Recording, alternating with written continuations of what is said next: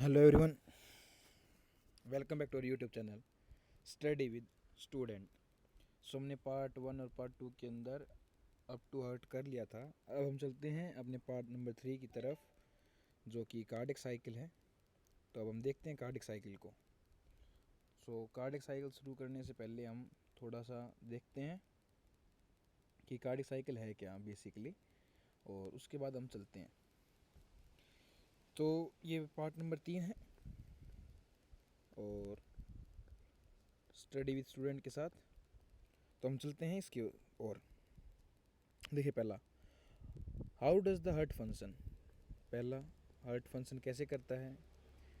तो हम इसके ऊपर एक ब्रीफ लुक देखेंगे कि भाई हार्ट का फंक्शन कैसे चल रहा है, कैसे रेगुलेट कर रहा है, डिफरेंट काइंड ऑफ जो हमारी ऑर्गन्स हैं उनके पास ब्लड सप्लाई कैसे कर रहा है, और उनसे जो डीऑक्सीजनेटेड ब्लड है वो लंग्स तक कैसे ट्रांसफ़र कर रहा है। तो इसके अंदर हम ये देखेंगे। तो चलिए चलते हैं। To begin with all the 4 chamber, 4 chamber हमने हार्ट के पहले पढ़ लिए हैं। Heart are in relax state, तो हम इसको पहले करते हैं हार्ट की टोटल रिलैक्स स्टेट, यानी कि कोई कॉन्ट्रैक्शन इसके अंदर कैरी आउट नहीं हो रहा। तो इस चीज़ को हम कहते हैं जॉइंट, यानी कि सब साथ के साथ है तो जॉइंट डायस्टोल। इन टर्मिनोलॉजी के ऊपर ध्यान दीजिएगा। जब रिलैक्स स्टेट होती है तो उसको डायस्टोल बोला जाता है, और जो सब चारों चारों रिलैक्स हैं तो उसको कहेंगे joint diastole. As the tricuspid and bicuspid वाला रोपन, इसके दौरान क्या होता है, ट्राइकुप्सिड एंड बाइकुप्सिड वॉल, यानी कि इसको राइट इसको लेफ्ट, तो यहाँ ट्राइकुप्सिड और यहाँ बाइकुप्सिड वॉल लोकेटेड है। तो ये होते हैं ओपन जब रिलैक्स स्टेट में है। ठीक है। Blood from the pulmonary vein and vena cava flow into the left and right ventricle. अब ये कैसे है देखिए, इस तरफ हम और इस तरफ, दोनों तरफ हम वो बना लेते हैं।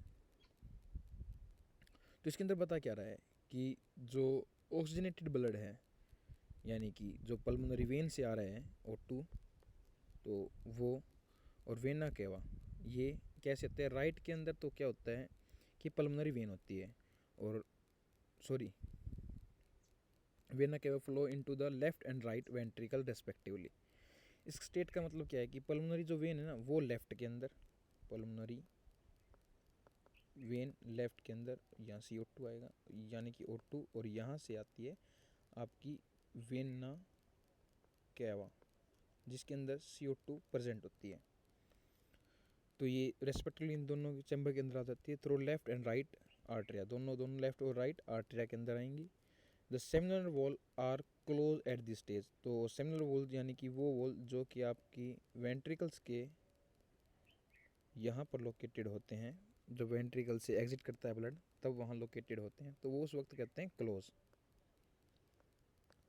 तो ये क्लोज स्टेट के अंदर है। Now SN generate an action potential. अब क्या होगा कि SN एक्शन पोटेंशियल जनरेट करेगा। जैसे एक्शन पोटेंशियल जनरेट होगा, पहले आर्टिया का कॉन्ट्रैक्शन होगा, यानी कि सिस्टोल होगा आर्टिया का, और जब ये सिस्टोल हो चुका होगा तो यहाँ पर आ जाएगा ब्लड, फिर इसका क्या होगा कॉन्ट्रैक्शन, और ये हो जाएगा रिलैक्स स्टेट के अंदर पहुँच जाएगा, ये कॉन्ट्रैक्शन स्टेट के अंदर। तो जैसे ही कॉन्टैक्ट होगा तो एकदम ब्लड बाहर की तरफ निकल जाएगा, outside from the ventricle portion. अब यहाँ पर ये which stimulate both atria undergo simultaneously contraction, तो दोनों आर्टरिया क्या हुआ कॉन्ट्रैक्शन, यानी कि आर्टियोल सिस्टोल बोल लेंगे इसको। This increase the flow of blood into the ventricle by about 30%। तो कितना परसेंट इंक्रीज कर देता है 30%। मान लीजिए ओपन है तो कुछ ब्लड तो आ ही रहा ऊपर से नीचे, पर अब इसका कॉन्ट्रैक्शन होता है तो 30% का इंक्रीज हो जाता है ब्लड का फ्लो के अंदर, और अब ज़्यादा ब्लड वेंट्रिकल्स के अंदर पहुंच जाता है। तो इसके अंदर ये बताया गया है। अब हम चलते हैं आगे। देखिए, the action potential is conducted into the ventricle side. हाँ, अब क्या होगा कि एक्शन पोटेंशियल जो होगा वो वेंट्रिकल साइड के अंदर आएगा, AVN से और AV बंडल से। तो AVN और AV बंडल से यहाँ पर आ गया, where the bundle of is transmitted through entire ventricular muscular wall, और AV यहाँ से, ये हमने परकुंजल फाइबर्स यहाँ पर पढ़े थे, तो उनके थ्रू पूरे के पूरे AVN और AV बंडल से होता हुआ, बंडल ऑफ हिज से होता हुआ, फिर ये पूरे के पूरे वेंट्रिकल मस्कुलर स्ट्रक्चर है जो कि नीचे वाले दो पार्ट हमारे पास उनके पास पहुंच जाता है। This cause the ventricular muscles to contract, इससे क्या होगा वेंट्रिकुलर मसल कॉन्ट्रैक्ट होंगी, यानी कि वेंट्रिकुलर सिस्टोल हो गया। यहाँ पे क्या है सिस्टोल किसका वेंट्रिकल्स का, तो इसको क्या कहेंगे वेंट्रिकुलर सिस्टोल। और आर्टरी अंडरगो रिलैक्सेशन यानी डायस्टोल, यानी कि कॉन्ट्रैक्शन यहाँ हुआ था, अब नीचे ब्लड आ गया तो ये हो जाएगा रिलैक्स स्टेट के अंदर और ये हो जाएगा कॉन्ट्रैक्ट स्टेट के अंदर। तो coinciding with this ventricular systole, तो इसके अंदर सिस्टोल हुआ। तो ventricular systole increase the ventricular pressure causing the closure of tricuspid and bicuspid. जैसे ही वेंट्रिकल का क्या होगा सिस्टोल, तो ये दोनों के दोनों जो वाल हो यहाँ होते हैं ट्राइकुप्सिड एंड बाइकुप्सिड, तो इनका हो जाएगा क्लोज।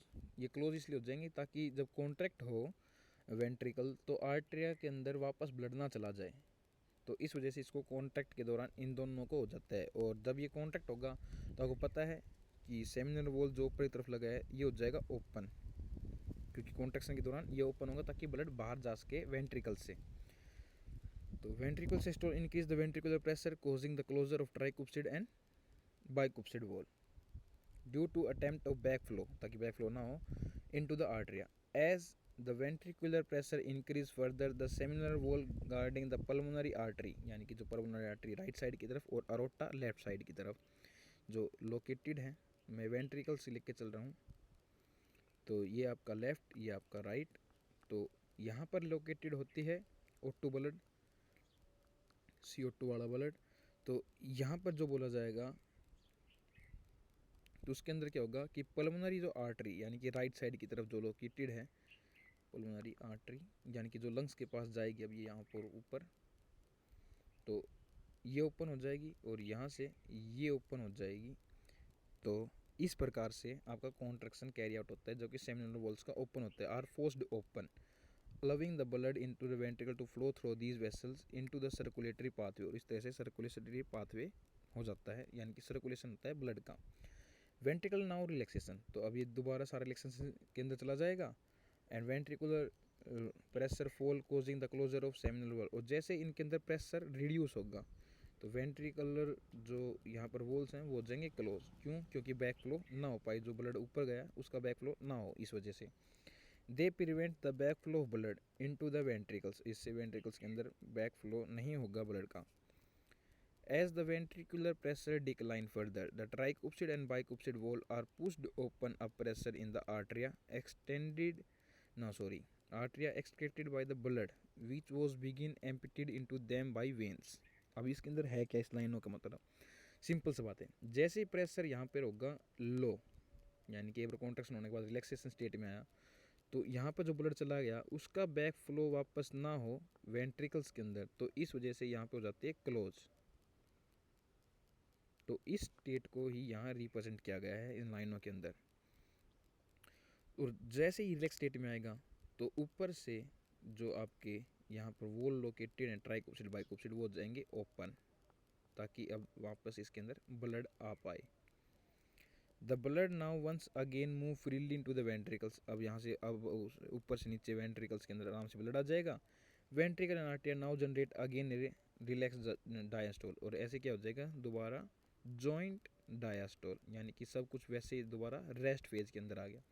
तो हम इसको चार्ट फ्लो के अंदर समझें तो पहले क्या है रिलैक्स जॉइंट, फिर हुआ कॉन्ट्रैक्शन किसका आर्टरिया का, फिर इसी आर्टरिया का क्या हुआ रिलैक्स, इसके दौरान क्या हुआ कॉन्ट्रैक्शन हुआ किसका वेंट्रिकल्स का, और फिर क्या हुआ रिलैक्स वेंट्रिकल प्लस आर्टरिया दोनों का।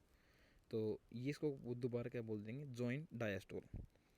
As other soon S N generate a new action potential, वो दोबारा ऊपर से एस एन जनरेट करेगा पोटेंशियल, फिर वो ए वी के पास एवीएन के पास, फिर एवी बंडल्स के पास, फिर बंडल ऑफ हीस, और फिर पुरकंजीज फाइबर्स के पास, यहाँ से ऐसे कंडक्शन कैरी आउट होगा। The event described above are repeated in that sequence and processes continue, और ये सीक्वेंस बार बार रिपीट होते रहेंगे और इस सीक्वेंस की रिपीट से पूरा ब्लड का फ्लो कंटिन्यू रहेगा। ठीक है भाई। This sequential event in the heart which is cyclically repeated is called the cardiac cycle, और इस पूरे प्रोसेस को हम क्या कहते हैं cardiac cycle. It contains the systole यानी कि contraction, diastole relaxation, of the both artery and ventricles. ठीक है sir. As mention earlier the heart beat 72 times, तो यानी कि हमने पहले बताया था कि हार्ट कितने बीट करता है, 72 बार पर मिनट के ऊपर, नियरली एवरेज मानना था। दैट में कार्डिक साइकिल, तो इससे हर एक कार्डिक साइकिल चलेगी, आर परफॉर्म्ड पर मिनट, तो पर मिनट में कितनी कार्डिक साइकिल चली, 72 साइकिल, क्योंकि 72 बार ये इसने हार्ट ने कॉन्ट्रैक्शन और रिलैक्सेशन किया। From this it would be deduce that the duration of cardiac cycle, यानी कि एक कार्डिक साइकिल कितनी है, 0.8 सेकेंड की। तो ये जितना भी काम हो रहा है ना, ये सारा काम कितनी देर में हो जाता है, 0.8 सेकेंड के अंदर ये काम पूरा हो जाता है। During cardiac cycle each ventricle pump out approximately 70 ml blood, तो हर एक कार्डिक साइकिल के अंदर कितना ब्लड निकल के आया, 70 ml। टोटल कितनी चली, आप मान लीजिए 72, तो 72 इंटू 70 कितने हो गए total,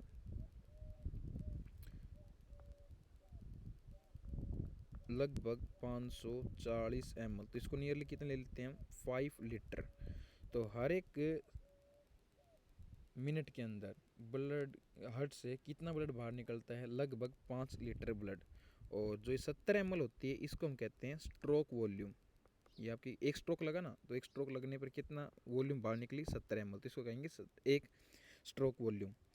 and the blood which is called the stroke volume, इसको स्ट्रोक वॉल्यूम कर देंगे, stroke volume multiply by the heart rate, जो कि करके दिखाया आपको, गिव द कार्डिक आउटपुट। तो ये 5 लीटर क्या है, cardiac output. Therefore, the cardiac output can be defined as the volume of blood, यानी कि कितना वॉल्यूम ऑफ ब्लड एक हार्ट के द्वारा कितना वॉल्यूम ऑफ ब्लड निकाला जाता है पर minute, out by each ventricle, किसने, बाय ईच, हर एक वेंट्रिकल से, ईच वेंट्रिकल पर मिनट। तो इसको 5000 ml या फिर 5 लीटर बोल लीजिए, एक ही बात है।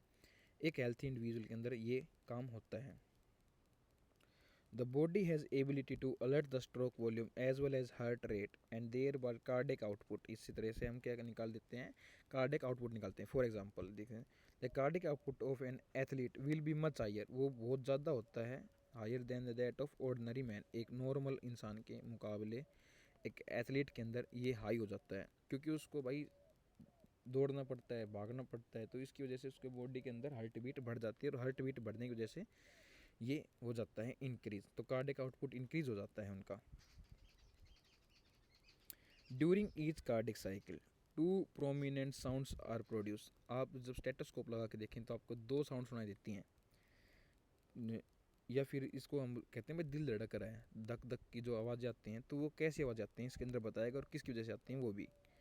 तो देखो, easily heard through the stethoscope से आप सुन सकते हैं उनको easily. The first sound is lub, तो पहली साउंड क्या आती है, LUB लब, और सेकंड साउंड क्या आएगी आपको, DUB डब, तो लब डब की साउंड आती है। तो लब किसके साथ हो जाए, closure of the tricuspid and बाइकुप्सिड, तो पहली साउंड कब आएगी, ट्राइकुप्सिड और बाइकुप्सिड वॉल की, यानी कि कॉन्ट्रैक्शन होगा किसका, वेंट्रिकल्स का, तब आपको बाइकुप्सिड और ट्राइकुप्सिड वॉल एकदम बंद होंगे, जब बंद होंगे तो उनकी आवाज़ होगी लब। और जबकि जो सेकंड साउंड आपको सुनाई देगी डब, वो भी किसकी होगी, एसोसिएटेड विद द क्लोजर, यानी कि दोनों दोनों क्या है, क्लोजर, ओपनिंग पे नहीं, दोनों दोनों क्लोजर पे होती है, और ये होती है सेमिनल वॉल पे। तो आपसे यही पूछेंगे कि जो आपकी लब डब की साउंड, इसको चेक करके बताया जाता है कि भाई हार्ट सही तरीके से काम कर रहा है या नहीं कर रहा, या हार्ट की रेट कैसी है कैसी नहीं, इनको सुनकर एक डॉक्टर पता लगाता है, डायग्नोस करता है कि हार्ट की कंडीशन है क्या। तो ये हो गया। एक और हमारे पास आ जाता है ECG, यानी कि इलेक्ट्रोकार्डियोग्राफ। देखो, इसके अंदर 2 टर्म है, एक तो इलेक्ट्रोकार्डियोग्राफ है, एक इलेक्ट्रोकार्डियोग्राम है। तो जो आपको ये मानता हूँ मैं, ये आपको पता होगा, ये एक्स और वाई एक्सिस के अंदर जो ग्राफ होता है ना, इसको कहते हैं इलेक्ट्रोकार्डियोग्राम, और जो मशीन होती है जिसके द्वारा हमें आउटपुट मिलता है, उस मशीन को कहते हैं इलेक्ट्रोकार्डियोग्राफ। तो you probably familiar with this scene, या टिपिकली हॉस्पिटल में हमने अपने टेलीविज़न देखा होगा जिसके ऊपर ऐसे लाइनें चल रही हैं फिर एकदम ऐसे बंद हो जाती हैं, तो यानी कि उसको कहते हैं मैं डेड हो गया, और ये लाइन चलती रहती है, तो वो क्या है, लाइव है, जिंदा है, अलाइव है। A patient is shocked up by monitoring the machine that shows the voltage trace on a screen and make the sound पीप पीप पीप पीप की साउंड आती रहती है, और अगर लगातार पी की साउंड आ जाए यानी कि उसकी डेथ हो गई। As the patient go into the cardiac arrest, जैसे कार्डियक अरेस्ट होता है तो उसकी साउंड बिल्कुल बंद होती है। कार्डियक अरेस्ट का मतलब उसका हार्ट फंक्शन नहीं कर रहा, बिल्कुल छोड़ दिया है। This type of machine is called the electrocardiograph, इस मशीन को क्या कहते हैं, electrocardiograph. And use to obtain a electrocardiogram, उससे क्या ऑब्टेन करते हैं, एक इलेक्ट्रोकार्डियोग्राम। तो ग्राम ये है और ग्राफ मशीन का नाम है। ECG is typically this representation of the electrical activity, तो ये किसको रिप्रेजेंट करती है, इलेक्ट्रिकल एक्टिविटी। ये आप याद रखिएगा, ये आपसे ज़रूर पूछेंगे कि इसके अंदर दौरान होता क्या है। तो ये क्या नापता है, ये नापता है कि हार्ट की इलेक्ट्रिक एक्टिविटी क्या चल रही है। तो during a cardiac cycle to obtain standard ECG, अगर आपको स्टैंडर्ड ECG यहाँ शो भी किया गया है, तो ये स्टैंडर्ड ECG है, इसको हम देखते हैं और कि पता लगाते हैं इसके अंदर हो क्या रहा है। तो इसके अंदर आपको डिफरेंट टाइप ऑफ पीक दिखाई दे रही होंगी। तो ये पीक क्या है, देखो ए पेशेंट इज़ कनेक्टेड, तो पहले तो बता रखा है कि इसके अंदर कि पेशेंट को कैसे क्या नापेंगे। तो इसके अंदर नापने के अंदर क्या होता है कि आपके दोनों जो रिस्ट होते हैं यानी कि कलाइयाँ, उनके ऊपर अटैच किए जाते हैं, और फिर आपकी जो लेफ़्ट एंकल होती है उसके ऊपर अटैच की जाती हैं कुछ इलेक्ट्रिक्स वायर, यानी कि उनको क्या कहते हैं, देखिए a patient is connected to the machine with 3 electrical leads, तो 3 इलेक्ट्रिकल लीड्स लगाई जाती हैं, 1 टू ईच वृस्ट, यानी कि हर एक वृस्ट पे, और 1 टू द लेफ्ट एंकल, और एक लेफ्ट एंकल के ऊपर। That continuously monitor the heart activity, जिससे हार्ट की एक्टिविटी को मॉनिटर करते हैं। For detailed evaluation the heart function multiply lead to, देखो इसके अंदर क्या है, यदि कोई पेशेंट है और वो नॉर्मल कंडीशन के अंदर नहीं है, तो उसके क्या कहेंगे, चेस्ट वेस्ट के ऊपर भी ये अलग और भी इलेक्ट्रिक लीड्स लगाई जाती हैं, ताकि उसके आराम से आपको क्या पता चले कि हार्ट का फंक्शन कैसा हो रहा है या नहीं हो रहा। We will take talk only about the standard ECG, हम इसके ऊपर क्या देखेंगे, सिर्फ स्टैंडर्ड ECG के ऊपर ही बात करते हैं। ये जो स्टैंडर्ड ECG यहाँ दिखाई दे रहा है, each peak in ECG is defined as the letter P to T, तो कहाँ से लिया है, P से लेकर T तक, तो P से लेकर T तक क्या आएंगे, P Q R S T, तो कितने हो गए टोटल, 1 2 3 4, तो टोटल 4 हो गए हमारे पास लेटर P से T तक। तो इसके अंदर अब यहाँ से शुरू करते हैं, देखिए P wave represent the electrical, यानी कि इलेक्ट्रिकल क्या होगा, डीपोलराइजेशन ऑफ द आर्टरिया, यानी कि जब P वेव हमको दिखाई दी तो वहाँ पर क्या हो रहा है, depolarization which leads to the contraction of both atria. तो पहला उन्हें पढ़ा भी था, क्या होता पहला, सबसे पहले कॉन्ट्रैक्शन हुआ था आर्टरिया का। सेकेंड फेज के अंदर क्या हुआ था, कॉन्ट्रैक्शन हुआ था आपका वेंट्रिकल्स का। और थर्ड फेज के अंदर क्या हुआ था, रिलैक्सेशन स्टेट के अंदर आए थे आपका पूरे वो। तो इसी तरीके से इनके अंदर नापा गया था। तो पी वेव मैं यहाँ निकाल देता हूँ, क्या है बेसिकली, इसको हम क्या कह रहे हैं, सबके सब पहले क्या था, नॉर्मल स्टेट डायस्टोल, और जब कॉन्ट्रैक्शन होता है उसको कहते हैं सिस्टोल, तो इसको क्या कहेंगे, सिस्टोल हुआ किसका, आर्टरिया का। ठीक है sir. Which leads to the contraction of both atria, दोनों आर्टरिया कॉन्ट्रैक्शन हुआ। QRS यानी कॉम्प्लेक्स रिप्रेजेंटेशन होती है, यानी कि ये वाली, ये एक कॉम्प्लेक्स रिप्रेजेंटेशन है। इसके अंदर क्या है, डीपोलराइजेशन ऑफ वेंट्रिकल्स, यानी कि वेंट्रिकल्स का contraction, which initiate the ventricles contraction, इससे क्या हुआ, वेंट्रिकल्स का कॉन्ट्रैक्शन हुआ। Contraction start shortly after Q, ये याद रखिएगा कि कॉन्ट्रैक्शन शॉर्टली आफ्टर Q के बाद,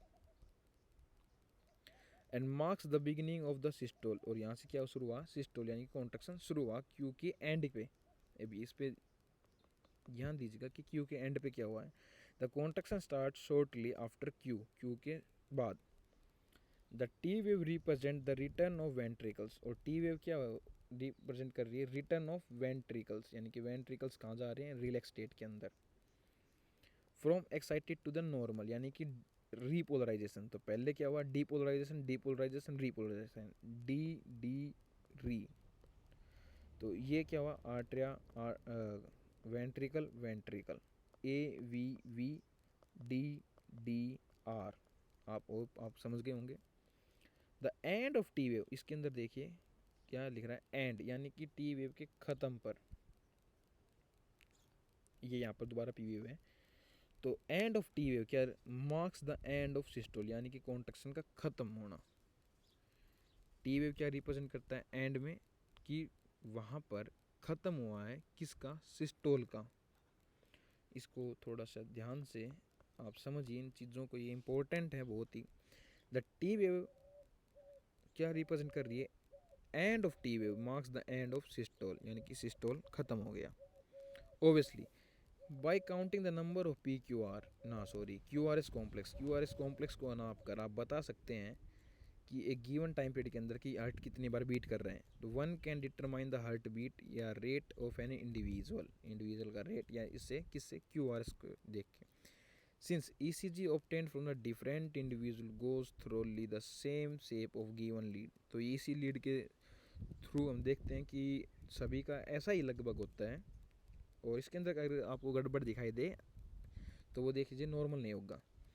कॉन्फिगरेशन लीड, एनी डेविएशन, यानी कि कोई भी ऐसी डेविएशन आपको दिखे इसके अंदर, this shape indicates a possible अब नॉर्मलिटी, पॉसिबल है कि उसके अंदर कोई अब नॉर्मलिटी हो, अगर या फिर कोई डिजीज से जूझ रहा हो, अगर ऐसा आपको ईसीजी नहीं दिखाई देता है तो। Hence it is a great clinical significance, तो इसकी सबसे ज़्यादा सिग्निफिकेंस है क्लिनिक के अंदर।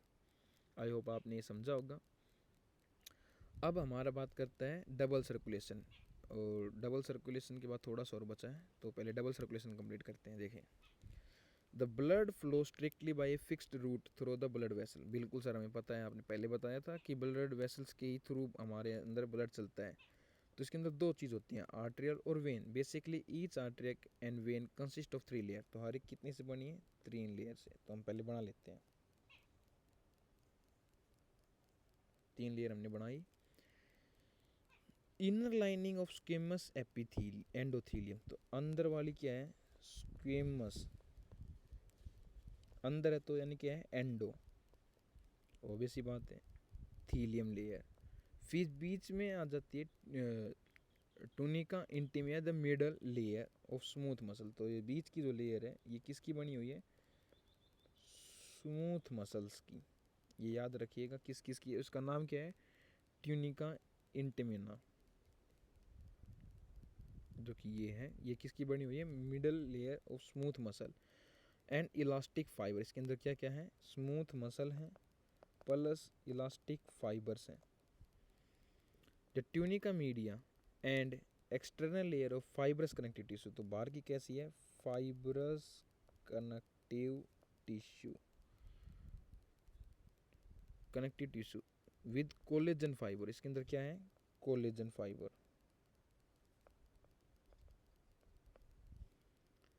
ट्यूनिका एक्सटर्ना, तो इसको हम क्या कहते हैं, ट्यूनिका एक्सटर्ना।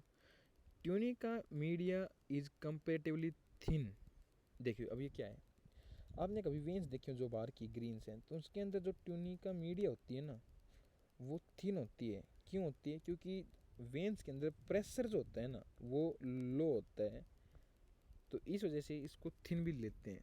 कि थिन का कंपेरिजन टू द आर्टरीज के कंपेरिजन करें तो थिन होती हैं। बीच की लेयर कौन सी, ट्यूनिका मीडिया, जो बीच वाली है वो कंपेरेटिवली थिन होती है वेंस के अंदर। As mention earlier, the blood pump by a right ventricle enters the pulmonary artery. अब इसके अंदर बता रखा है पूरा, देखिए ये अच्छे से इसको समझ लीजिए, फिर उसके बाद देखते हैं, वो लाइनें बाद में पढ़ेंगे। Left left right right, Oracle Oracle ventricle ventricle, ठीक है सर। देखिए पहले क्या है, पल्मोनरी वेन, तो पल्मोनरी वेन क्या लेके आई, O2 लेके आई अपने साथ, कहाँ पर लेके आई है, लेफ्ट ओरिकल के अंदर, ठीक है सर। अब ये लेफ्ट ओरिकल के अंदर आया, इसके बाद आया है भाई लेफ्ट ओरिकल के बाद आया लेफ्ट वेंट्रिकल के अंदर, हाँ सर आ गया। और इसके बाद ब्लड फ्लो हुआ डोर्सल अरोटा के अंदर और अप टू बॉडी के अंदर, इसको हम क्या कहेंगे। फिर ये कहाँ गया, यहाँ से ब्लड नीचे आया, नीचे से फिर इसके डोर्सल अरोटा के थ्रू पूरी बॉडी के अंदर चला गया। तो ये एक साइड का फ्लो हुआ। अब हम बोलते हैं दूसरी साइड का फ्लो, ये देखते हैं हम राइट ओरिकल। चलो आई होप इसको मैं दोबारा कंटिन्यू करता हूँ।